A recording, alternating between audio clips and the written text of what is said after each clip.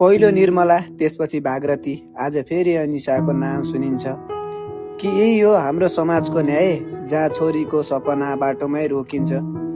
आमा बुवाले काखमा हुर्काएर सपना बोकेर स्कुल पठाउँछन्, तर बाटोमै घात लगाएर बसेका मानवहरूको रूपमा दानवहरू भेटिन्छन्। यो देशको आकाशले सोध्छ आज, छोरीहरू कहिले सुरक्षित हुने, किन हरेक केही वर्षमा नयाँ नामको पीडितको सूचनामा जोडिने। छोरी भनेको फुल हो समाजको, जसलाई डर होइन सम्मान चाहिन्छ, जसको हाँसोमा देशको भविष्य छ, उसको सुरक्षामा नै देशको मान रहन्छ। सरकारलाई आज प्रश्न छ मेरो, कहिलेसम्म पीडितले न्याय कुर्नु, कहिलेसम्म दानवहरू हाँस्नु र निर्दोषको सपनाहरू मार्नु।